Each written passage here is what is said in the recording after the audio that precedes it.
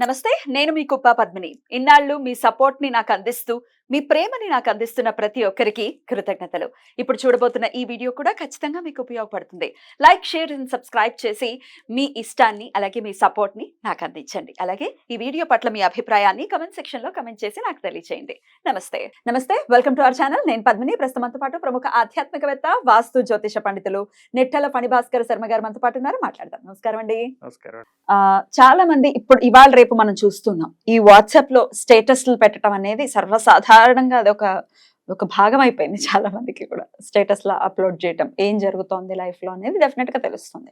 ఇక పండగలప్పుడు ప్రత్యేకించి నేను అబ్జర్వ్ చేసింది అయితే వరలక్ష్మి వ్రతం మనం చూస్తూ ఉంటాం కదా. వరలక్ష్మి వ్రతం అప్పుడైతే ఖచ్చితంగా అమ్మవారిని ఇలా మేము తయారు చేసుకున్నాము, ఇలా పెట్టాము, ఇలా చేసామని చెప్పి ఫొటోస్ పెట్టడము, లేకపోతే ఇంటికి వచ్చినటువంటి బంధువులకి దేవతా గృహాన్ని చూపించడం.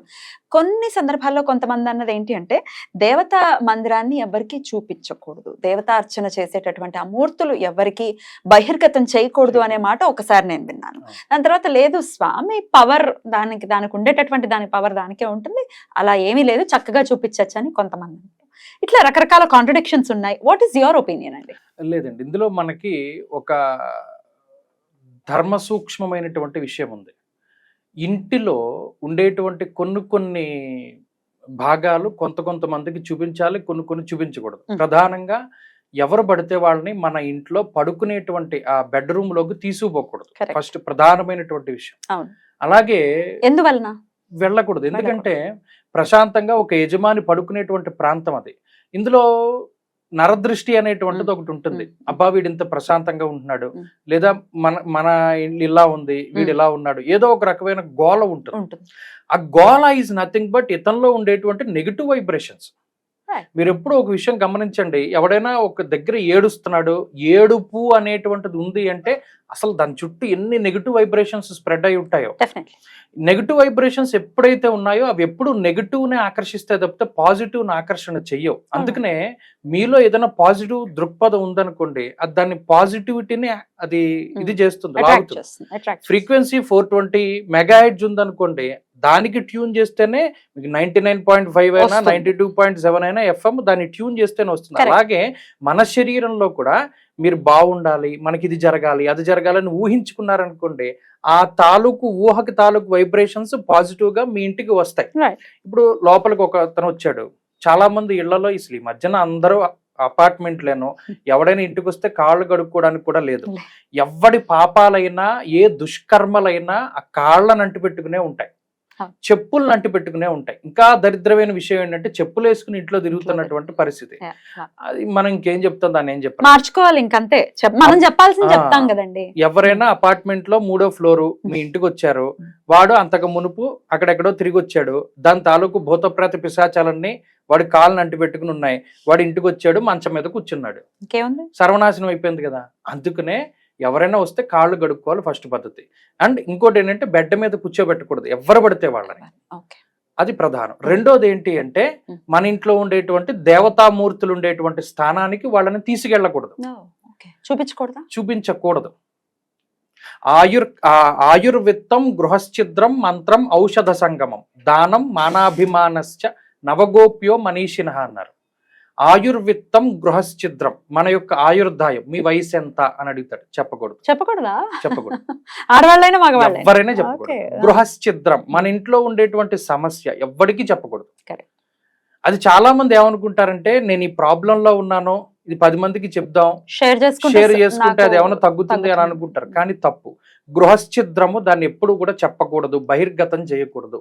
మనకి ఎంత బాధ ఉన్నా మనం అనుభవించాలి. ఎవరైతే మన అనుకుంటామో, మన బ్లడ్ రిలేషన్ ఉన్నటువంటి వాళ్ళకి ఎవరికైనా చెప్పొచ్చేమో కానీ అన్యులకి అది మనం బహిర్గతం చేయకూడదు. మంత్రం ఔషధ సంగమం. మంత్రము అంటే మనం ఏ మంత్రాన్ని ఉపాసన చేస్తున్నాం. ఇప్పుడు చాలా మందికి ఫ్యాషన్ ఏంటంటే, ఫలానా ఆయన ఆంజనేయ ఉపాసకులు, ఫలానా వారు ఈ అమ్మవారు ఉపాసకులు, ఇలా అదొక డిగ్రీ లాగా వాళ్ళు ట్యాగ్లైన్ గా పెట్టుకుంటున్నారు. నిజానికి అసలు విషయం తెలుసున్నవాడు ఎవడు అలా పెట్టుకోడు. ఏ ఉపాసనా పరుడైనా అసలు ఉపాసన ఏం చేస్తున్నాం అన్నది చెప్పకూడదు, అది గోప్యంగా ఉంచాలి. మంత్రం ఔషధ సంగమం. అందుకనే మన ఇంట్లో దేవతామూర్తులు అంటే అందులో ఖచ్చితంగా మీరు ఆరాధించేటువంటి దైవం ఉంటారు. ఉదాహరణకి ఆంజనేయ స్వామి యొక్క మంత్రాన్ని మీరు ఉపాసన చేస్తున్నారు, ఆ ధ్యానం మనసు నిలబడడానికి ఆంజనేయ స్వామి ఫోటో పెట్టుకుంటారు. పెట్టుకుంటే ఏమవుతుంది, ఫలానా వచ్చినవాడు ఇతను హనుమద్ ఉపాసకుడు అని తెలుస్తుంది. అంటే మన యొక్క గుట్టు వాడికి తెలిసిపోతుంది. అది తెలియనివ్వద్దు అన్నారు. అందుకనే అసలు దేవతామూర్తులు ఉండేటువంటి స్థానానికి అన్యులు రాకూడదు, ఇంట్లో ఉన్న వాళ్ళే. ఔషధ సంగమం, మనం ఏ టాబ్లెట్లు వేసుకుంటున్నాం, ఏ మందు వాడుతున్నాం, అయ్యో మీ హెయిర్ బాగుందంటే ఏ కలర్ వేసుకున్నారు అడుగుతారు, చెప్పకూడదు. లేదా మీరు ఇంత అందంగా ఉన్నారు, ఏ లిప్స్టిక్ వేసుకున్నారు, చెప్పకూడదు. లేదా మీ స్కిన్ టోన్ కి తగ్గట్టు ఈ క్రీమ్ ఎక్కడ దొరికింది, ఏ క్రీమ్ వాడుతున్నారు, చెప్పద్దు అన్నాడు. చెప్పకూడదు. చాలా ఒక ఆవిడ పాపం రూపాయి ప్యాకెట్ తోటి హెయిర్ డ్రై వేసుకునేటువంటిది, ఆవిడకి ఎంత చీప్ హెయిర్ కలర్ అయినా పడుతుంది. కానీ ఒకసారి ఏం చేసిందంటే, మీరు ఏం వేసుకుంటున్నారంటే న్యాచురల్ గా ఉంది జుట్టు, మేము వేసుకుంటేది ఆవిడ చెప్పింది. చెప్పినప్పటి నుండి అసలు ఏ హెయిర్ కలర్ ఆవిడకి పడ్డం అనేసి. మరి దానికి ఏం చెప్తారు రీజన్? వేసుకుంటే తల నిండా కురుపులు వచ్చేసాయి, అంత భయంకరమైన స్టేజ్కి వెళ్ళిపోయింది. వాళ్ళకి చాలా దారుణమైన పరిస్థితి. మంత్రం ఔషధ సంగమం, ఔషధాలు మనం ఏంటి, దానం మానాభిమానశ్చ, మనం ఏం దానం చేసాం చెప్పకూడదు అన్నారు. ఈ మధ్య చెప్తున్నారు.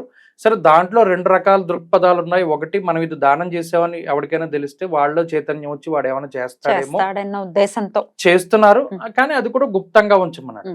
మానాభిమానశ్చ, మన మానాభిమానాలు కూడా ఎవ్వరికి చెప్పకూడదు. మనం దేనికి బాధపడతాం, దేనికి పొంగిపోతాం, దేనికి కృంగిపోతాం, అవి ఏమి ఎవరికి చెప్పకూడదు. కానీ వాళ్ళదంతా ఫ్యాషన్ అయిపోయింది. సో ఇవి నవగోప్యో మనీషిన, ఒక మనిషిగా పుట్టినందుకు ఈ 9 చాలా గోప్యంగా ఉంచుకోవాలని చెప్పాడు. అసలు ఇవి ఏవి గోప్యంగా లేనటువంటి పరిస్థితుల్లోనే ఉన్నాయి. మరి వాళ్ళ ఐఎమ్ గోయింగ్ టు ముంబై అని పెట్టినంత వల్ల కదా దొంగలు పడుతున్నారు మన ఇంట్లో. స్టేటస్, హోమ్ టూర్లు, ఫ్రిడ్జ్ టూర్లు, బాత్రూమ్ టూర్లు, మన డోరు వాళ్ళ మా గదిలో ఇదో బీరువా ఉంది, ఆ బీరువాలో ఇది వరకు డబ్బులు పెట్టుకునే వాళ్ళం, ఇప్పుడు తీసేసాం అనుకోండి అంటున్నారు. అవి నమ్ముతాడు వాడు, ఫోన్ చూసొద్దాం అని వెళ్తాడు కదా. వాళ్ళ ఇంట్లో ఎన్ని ద్వారాలు ఉన్నాయి, ఎన్ని కిటికీలు ఉన్నాయి, వాడు దొంగ ఈజీగా పైకి లేకగలుగుతాడు, అన్ని చక్కగా ఆవిడే చెప్తారు.